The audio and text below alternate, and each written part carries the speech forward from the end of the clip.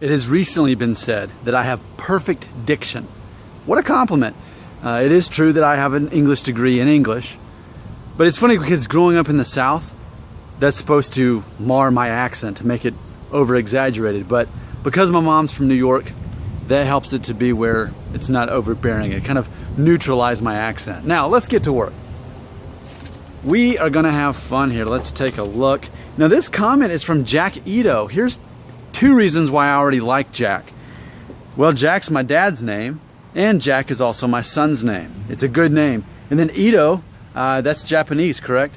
So I like that because I just did a video talking about this theory that do Asian men have any advantage because they're less likely to get up to Norwood 3, 4, and 5, you know, in their 20s or 30s, whereas men of European descent are much more likely. So thanks so much, Jack Ito, for this comment on a video I made called Hair Loss Pill with No Side Effects. And I want to remind everyone that YouTube chose not to let me monetize that video. In other words, it wasn't advertiser friendly. There are not sponsors out there willing to have their video show right before me questioning the concept of drugs and using them for hair loss and whether they may or may not have side effects. They don't want to sponsor a video like that. Now, that's the perfect precursor for this video right here. So, hair loss pill with no side effects, that's the video. Here we go. Here's what Jack said. Call me optimistic, but I do believe there will be new treatments available to the public regarding hair loss within the next 10 to 20 years. The cosmetic industry is booming right now. We live in a society full of narcissists who take pride in themselves and their appearance. Hair transplants are becoming more and more popular by the day, with celebrities going under surgical treatments to alter their appearance. At the rate transplants, science and technology overall have developed in the last 10 years, anything could happen.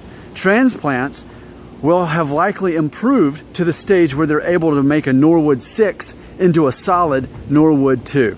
Perhaps hair cloning could become available to the public, even transplanting other people's hair onto another's body. Organizations all over the world are likely testing everything I've just mentioned because they know it's high in demand and will sell. Look at the hair transplant industry. It's $1 billion one. End quote. Thank you, Jack Ito. I love what you said. One of the best things about why I like what you said is that I didn't say it. Because if I say something like that, then I become this guy who's like, oh, well, just walk it off. It'll be fine. You're losing your hair, but no one really cares anyway. They're not judging you on that. And so people don't like me to say stuff like that. But when Jack Ito says it, it makes it okay. Thank you for saying that, because I fully, 100% agree with everything you just said here. Thank you for saying it, Jack. Thank you, Jack. All right, now, let's get to work. This is actually a video in which I want to compare, and let's call it this. Let's use the phrase hair loss industry. And in fact, there's a good chance that YouTube will not let me monetize this video because they don't want to bring attention to the fact that this is an industry in which corporations are making a lot of money off of men who feel insecure. Can I use the word insecure about their hair loss? That's a safe word to use, right? Insecure. I'm not saying that you have a low self-esteem. I am pointing out the fact that if you get a hair transplant and put more hair on top of your head and go from a Norwood 4 to a Norwood 2 or whatever it is you're doing, if you do that, maybe I should have said Norwood 3 to 2, whatever, however you improve your hairline, that's a market, that's a demographic, that's an industry, and people are making lots of money off of that. Now, what I would liken it to is the weight loss industry. Now, surely you've seen one of my favorite documentaries ever, the documentary, it's on Netflix. I was about to say Inside Out, which is a great Disney movie, by the way, and I've cried every time I watch it. I'm not a crier, but I can't help but cry every time I watch Inside Out because it shows the love for a parent and for their child. Super Size Me is what I'm trying to say. Super Size Me. You've seen that, right? If not, stop watching this video, just turn it off and go watch it on Netflix. But he talks about how in what is it called? not Inside Out, Super Size Me. In Super Size Me, he talks about how so much more money is spent on the diet industry as opposed to the health industry. People are more concerned with losing the weight, not learning how to be healthy in the first place.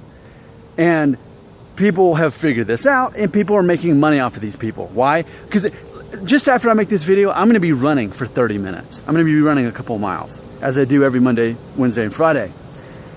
I'm a guy who knows it's about eating right and it's about exercising, and that's going to keep me from being overweight and unhealthy. I know that, and I live by that. I don't need to go, should I name a place like Weight Watchers or something like that, Jenny Craig? I don't need someone dictating my life telling me, well, if you exercise and you eat right, and here's what's the right thing to eat, and here's what's the wrong. I don't need anybody telling me that stuff. I already know that stuff.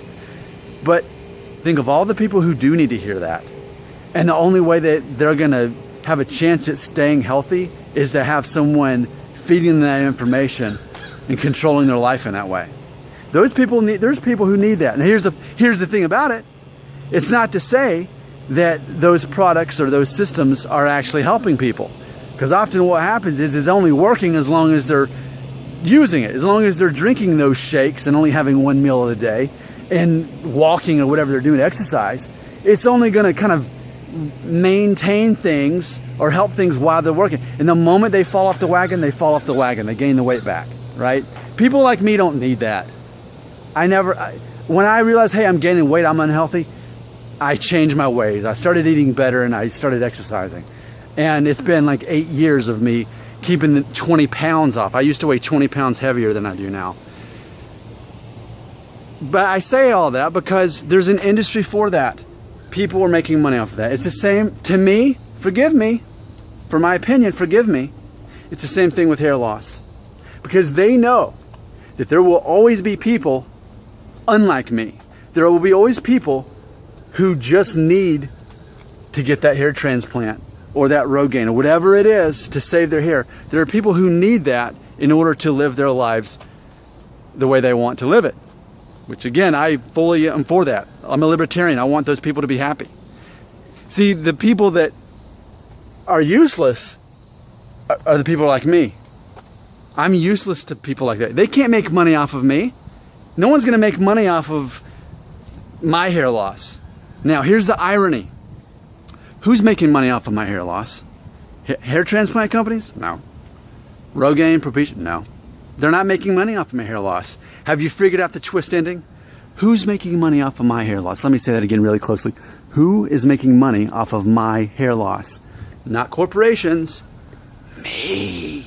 So my app now shows me I'm making $94 a month off of these videos that you're watching. I am a creator, not a consumer, because I know how the market works. I know that I can just say, hey, you know what? I'm losing my hair. Let me make some money off of this thing. Instead of paying somebody else, I'm going to have other people pay me just by talking about it. And really, any of you could, especially if you're younger than me, because you're having to go through much more of this trauma than any of us. But instead, I'm the one making money off of this thing. To me, the hair loss industry is like the weight loss industry. Now, I get it. You can actually do something about losing weight. With hair loss, it's not quite so natural. You have to go through more extremes to do something about it. But if you ask me, the hair loss industry is like the weight loss industry. It's taking advantage of people. It's taking their money with this hope that things can be better, when really there's a whole subgenre of people who go on living their lives anyway without ever needing that product. So yes, the hair loss industry and the weight loss industry, I just happen to see a lot of similarities. So what do you think? I agree with everything Jack said. Basically, are you a creator or are you a consumer when it comes to hair loss?